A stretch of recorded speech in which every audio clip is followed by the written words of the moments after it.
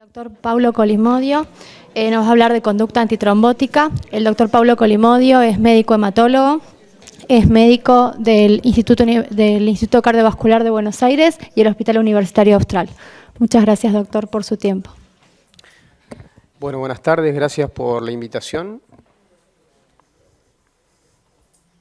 Bueno, lo mío es menos práctico y más teórico. Es lo que hacemos periprocedimiento endovascular. Sabemos que la decisión de llevar a un paciente a hacer un tratamiento, un procedimiento endovascular, tiene que ver con un balance que uno toma entre la gravedad de la trombosis y el riesgo hemorrágico tanto del procedimiento como propio del paciente, como también el uso de recursos que sabemos que tiene su costo. Pero en el otro lado de la balanza es el riesgo de postrombosis, que sabemos que es importante. Con respecto al tratamiento, este primer esquema son todas las líneas de tratamiento que tenemos en el manejo inicial de la trombosis, que el objetivo es interrumpir la progresión del trombo, promover la lisis del coágulo y eso va a llevar a disminuir la recurrencia. Nos vamos a ocupar del tratamiento antitrombótico en el escenario del tratamiento endovascular. Ya el doctor Telaina nos habló un poco sobre las generalidades y nos introdujo. Yo le voy a hacer unas apreciaciones que tiene que ver con que más del 80% de los pacientes que tienen una trombosis proximal tienen una patología asociada que necesita que se resuelva, que tiene alta mortalidad y morbilidad y que hay que hacer un diagnóstico y una estratificación con celeridad. ¿Por qué? Porque en agudo, como ya mencionó el doctor Telaina, tiene mayor riesgo de tromboembolismo de pulmón y hay mayor compromiso del flujo venoso y mayor riesgo de tener un síndrome compartimental. Y en el aspecto crónico, hay menos recanalización cuando la trombosis es proximal y tiene alta carga trombótica, hay mayor trombosis residual si uno no la trata enérgicamente y deja una trombosis persistente que nos va a llevar a un síndrome postrombótico. Y la fisiopatología del síndrome postrombótico está dado por la persistencia trombótica, el daño valvular asociado que genera incompetencia valvular, hipertensión venosa y todos los trastornos cutáneos secundarios al edema crónico. Sabemos que los factores de riesgo conocidos del síndrome postrombótico, los inherentes a la trombosis, que la trombosis sea proximal, que tenga alto componente trombótico, que tenga una alteración anatómica subyacente, que el tratamiento en agudo haya sido insuficiente y que quede un trombo residual. Y por parte del paciente, a mayor edad y mayor índice de masa corporal, también son factores independientes. Lo mencionó también el doctor Telaina, pero acá me quiero detener en que las trombosis proximales, el 50% tienen un síndrome postrombótico firmado y que el 25% puede ser severo. Hasta el 4 o 5% desarrollan úlceras y que los costos en salud en trombosis en general están dados en la mayor parte por los síndromes postrombóticos, ¿sí? Y eso lleva también a deterioro de la calidad de vida. Si uno le hace un score de Billy-Alta a un paciente y ya tiene un síndrome postrombótico moderado a severo al mes del diagnóstico del evento trombótico, eso predice evolución y predice una estabilidad de que va a permanecer con un síndrome postrombótico por el resto de los años. Esto va en detrimento de la calidad de vida. Estos son los scores que están validados. El score validado para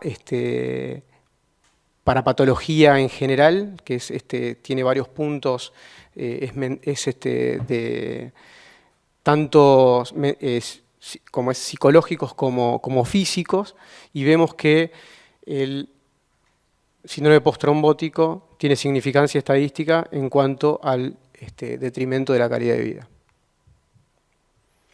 Este es un estudio, uno de los dos estudios randomizados de los últimos años, que nos muestra, inicialmente este estudio, el estudio Cavent, mostró que no había diferencias en el tratamiento endovascular, en la trombosis femoropoplitea e ilíaca, que no había diferencias significativas, pero con el paso del tiempo se analizaron los pacientes en el seguimiento y vieron que realmente había una diferencia estadística con una reducción del síndrome postrombótico y una mejoría en los scores de calidad de vida.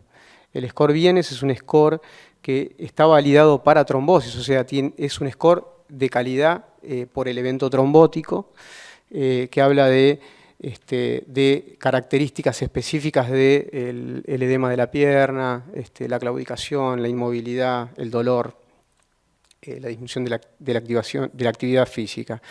En este estudio, los esquemas antitrombóticos que se utilizaron inicialmente fue heparina no fraccionada, heparina bajo peso molecular, y warfarina antivitamina K al menos 6 meses, pero no hay datos sobre el tratamiento antiplaquetario. Este es otro estudio que es el ATTRACT, que también es un estudio que se randomizó pacientes con trombosis venosa profunda, ilíaca y femoropoplitea, que era tratamiento endovascular versus tratamiento médico, y en el estudio inicial no se veía significancia estadística en el pool total de pacientes, no se veía un beneficio neto y se veía más tasas de complicaciones y de sangrado con el procedimiento endovascular, pero cuando se fue a analizar específicamente los pacientes con trombosis ilíacas, se vio que había una significancia estadística, sobre todo en disminución del síntoma en el corto plazo de la trombosis, del edema y del dolor, y de los scores de síndrome postrombótico de bilialta de moderados a severos, con lo cual los pacientes con trombosis venosa ilíaca se benefician del tratamiento endovascular en pos de mejorar este síndrome postrombótico. Y también observaron que había mejor calidad de vida en el score validado para trombosis venosa profunda. Ahora, si vemos el tratamiento antitrombótico en este estudio, en el ATTRACT, vemos que en el 90% de los pacientes utilizaron heparinas en la fase inicial y antivitamina K pre-tratamiento farmacomecánico, que el tratamiento inicial fue heparinas en 90% de los pacientes. A los 30 días, fíjense acá, rojo es anticoagulación, azul es antiplaquetarios. Vemos que el 97% de los pacientes en el grupo de farmacomecánico tenían algún tratamiento a los 30 días. Fíjense que solamente el 16% algún antiplaquetario. A los 6 meses, el 80% de los pacientes de la rama de tratamiento farmacomecánico todavía recibía tratamiento anticoagulante y solamente el 20% tratamiento antiplaquetario. Y a los 24 meses, solamente el 50% de los pacientes mantenían anticoagulación y el 30% recibía antiplaquetario a expensas de aspirina. Este es otro estudio que es un trabajo que en realidad son unas guías que se hicieron, una guía de consenso con el sistema Delphi, que es un sistema de encuestas que se le hace a expertos en la materia. Es un estudio multicéntrico que se hizo en todos los continentes, con más de 106 especialistas de diferentes sociedades, de radiología intervencionista, de cirujanos intervencionistas, cardiólogos, hematólogos, y plantearon 3 preguntas en 3 escenarios diferentes a todos los especialistas. Uno era, ¿qué hacían con el tratamiento antitrombótico en los pacientes que habían hecho un tratamiento con el May Turner implantando un stent sin trombosis? El segundo escenario era un paciente que tiene un síndrome postrombótico y se le implanta un stent. Y el tercer escenario era paciente con May Turner, que se le hace un tratamiento farmacomecánico por la trombosis y se le implanta un stent. Esto es una guía de consenso, es recomendaciones nada más. Acá lo que vemos es que es muy variado, o sea que todo el mundo hizo lo que le parecía que había que hacer. Fíjense que teníamos, la gran mayoría iban con heparina de bajo peso molecular inicialmente, más o menos entre el 30 y el 40%. Algunos iniciaban DOACs, con 0 nivel de evidencia. Y algunos iniciaban solamente antiplaquetarios. Para stent sin trombosis. Cuando íbamos a el stent implantado en un paciente que tiene un síndrome postrombótico, veíamos también, o sea, es muy discordante, la verdad es que hay múltiples tratamientos, y esto es por la falta de evidencia que tenemos en este tema, ¿no? Entonces, bueno, esto es lo que hacían, anticoagulaban, era un seguimiento de 6 a 12 meses, y anticoagulaban generalmente con warfarina, pero fíjense que hay un porcentaje no despreciable que usaron DOACs, que más o menos es entre el 20 y el 25%. Y en el último escenario, que es el síndrome de May-Turner con trombosis, tratamiento farmacomecánico e implante de stent, también veíamos que los porcentajes son similares. La verdad es que se utilizó bastante DOACs o por lo menos manifestaban que se utilizaban DOACs. Entonces, con las conclusiones que ellos sacaron, hicieron un consenso de acuerdo a las recomendaciones de expertos, y era que podían utilizar diferentes esquemas antitrombóticos, pero veían que ellos no veían que había compresión no traumática con stent permeable en el 90% de los casos, en este tipo de pacientes en su experiencia, que si tenían trombosis venosa recurrente, seguían con una anticoagulación indefinida, ya sea con warfarina o con algún directo, que periprocedimiento utilizaban heparinas de bajo peso molecular, que le pedían estudios de trombofilia en un casi 70% de los expertos pedían trombofilia para guiar la duración del tratamiento, y que el tratamiento antiplaquetario era variable, que no sabemos cuál es la eficacia. Este es un estudio que es una revisión sistemática, es un estudio retrospectivo, analizó las publicaciones por PubMed, hubo más de 300 trabajos evaluados, de los cuales quedaron solamente 5, y evaluaban el implante del stent venoso post-obstrucción trombótica de la vena ilíaca, o sea, el síndrome de May-Turner, y qué tratamiento antitrombótico le íbamos a implementar, y evaluar la obstrucción del stent. Estos son los estudios del 2007 al 2017. Como vemos que son de pocos número de pacientes, los tratamientos eran diferentes, la verdad es que muy difícil de evaluar.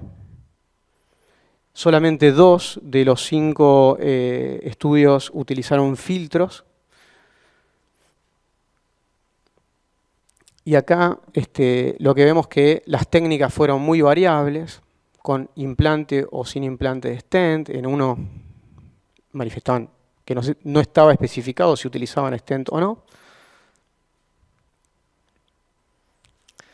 Cuando evaluaron los factores de riesgo, vemos que había 2 que no identificaban factores de riesgo para continuar o no la duración del tratamiento anticoagulante, y 3 de 5 sí evaluaban la trombofilia.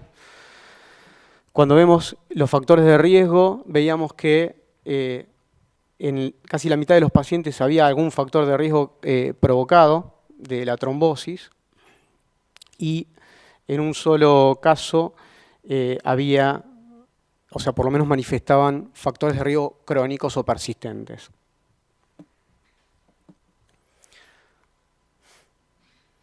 Cuando vemos la tasa de oclusión o de retrombosis, vemos que la retrombosis en agudo se dio en 3 pacientes,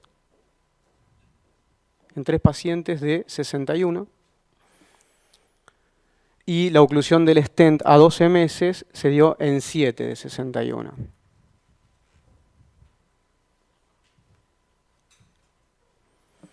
Acá está especificado que se muestra que la tasa de permeabilidad del stent a 12 meses en las series fueron del 80%, pero fíjense que había algunos que tenían el 100% de stent permeable, a un 96%, que son las series tal vez que utilizaron acá, utilizaron antiagregante aspirina y clopidogrel, y los demás no utilizaban.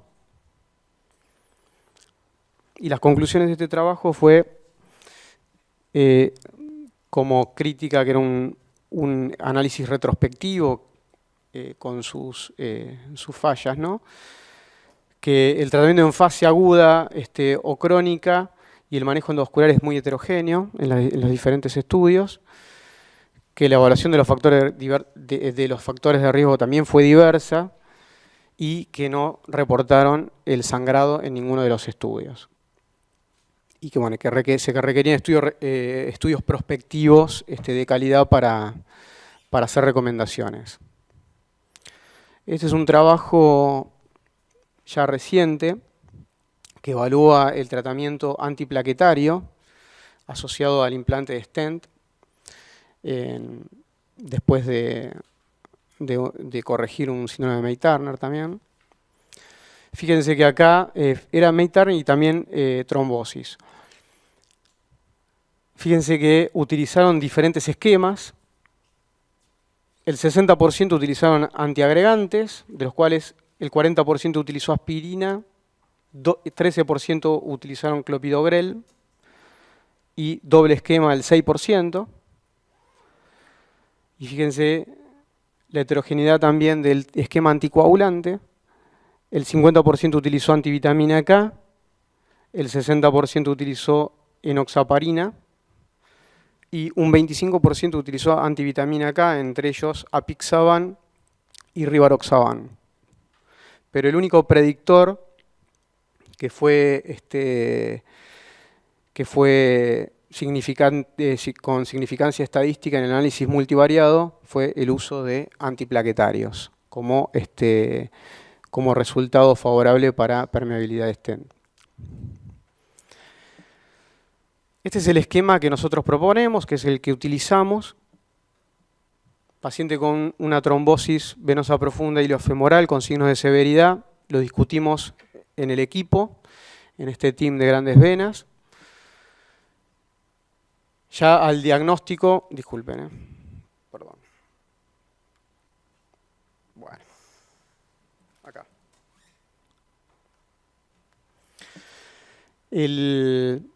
Ya cuando hacemos el diagnóstico, empieza con un bolo de heparina y con la bomba de infusión continua. Se discute en equipo si se plantea el tratamiento con celeridad. No sé cómo frenarlo, perdón. Acá está. Si el paciente va a reperfusión, en nuestra institución implantamos un filtro preventivo para evitar la embolia durante el procedimiento. Si, disculpen, tiene puesto como una... No sé cómo frenarlo. Bueno, si va a reperfusión, lo que se hace es, se le da un bolo a mitad de dosis de heparina intraprocedimiento, no la dosis plena. Una vez que el paciente, una vez que se repermeabiliza y vuelve a la sala, se le ponen botas de compresión neumática intermitente y se reinstaura la bomba con heparina y se le hace una carga de clopidogrel y aspirina si el paciente recibió un stent, si se implantó un stent. Y dentro de la internación, antes de que el paciente se vaya de alta, se le retira el filtro transitorio que se le implantó, si lo permite el paciente, y se continúa con heparina de bajo peso molecular durante 2 a 4 semanas, por estos efectos beneficiosos que comentó el doctor Telaina, y después lo rotamos a antivitamina K con la duración del tratamiento de acuerdo a cada paciente. A largo plazo evaluamos los factores de riesgo postrombóticos, los antecedentes personales de la paciente, si necesita seguir con anticoagulación o no, para definir la suspensión, y mantiene en general un tratamiento antiagregante simple más allá de los 6 meses con aspirina.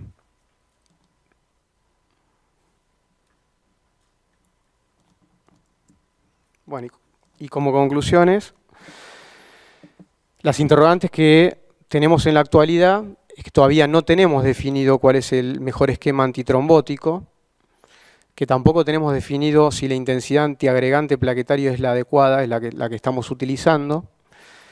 Todavía no está establecida la evidencia del rol de los anticoagulantes directos en este escenario.